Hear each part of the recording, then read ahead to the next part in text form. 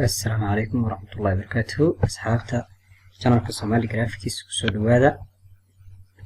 Caawa insha Allah waxaan isku dayeynaa inaan bilowno course laga soo codsaday oo graphics kaas oo aan ku samayn doono software-ka la yiraahdo Adobe Photoshop.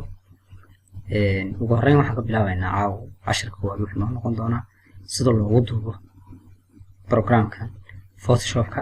waxaan haysanaa laba application, labadu waa Photoshop way kala dumeeyeen.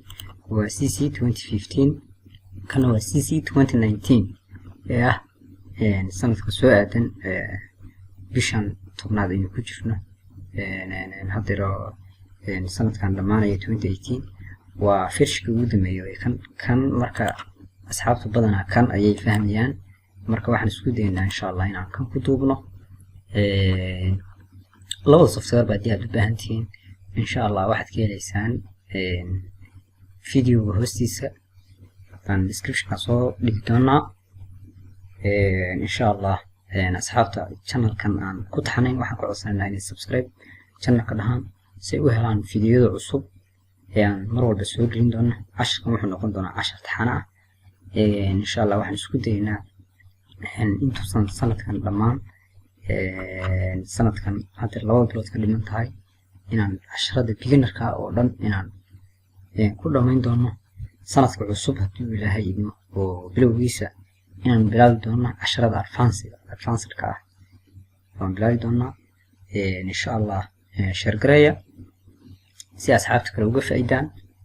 cidda aan ku taxanayn channelkana waxaan ku codsanaynaa inay subscribe dhahaan, comment ka soo dhiibtaan meelaha khaladaadku kaga jiro iyo waxay codsan lahaayeen commentiga inay hoos soo dhigaan. insha Allah reply baan siin doonaa ciddii wax ka fahmi doonta. sidoo kale iyada waa inay comment ka soo dhiibato si aan u fahansiino ciladuhu meesha ay ka jiraan iyo waxay cabasha uu qabo. insha Allah aan wax xalin doono haddii Ilaahay idmo.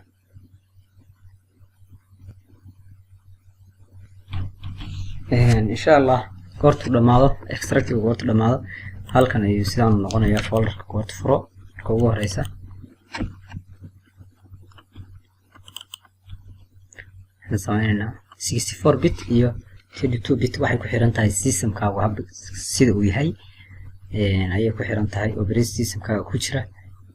asxaabta waxaan kula talin lahaa haddii ay 32 bit isticmaalaan operating systemkoodu yahay in ay ka dhigaan 64 bit. 64 bit ayaa aad muhiim ah. insha Allah 64 bit iyo 32 bit waxyaalaha ay ku kala duwan yihiin cashar baan ka samayn doonaa haddii Ilaahay idmo. hadda waqtiga soo lumin mayno.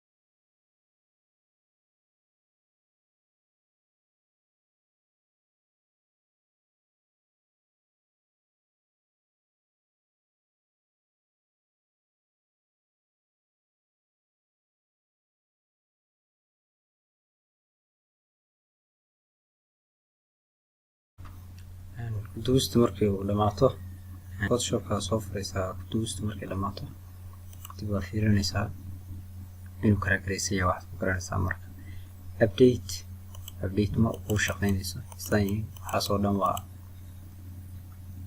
karaakaraysan yahay wixii casharka dambeeya waxaan ku baran doonaa sharaxaada guud introduction baan ka samayn doonaa Photoshopka nidaamka loo isticmaalo baan sharaxaadka samayn doonaa insha Allah bindal cream channelka subscribe dhaha si aad u heshaan casharada cusub yaan soo gelino kullu noqoto qofka ugu horeeyo daawada commentina ka soo dhigo insha Allah.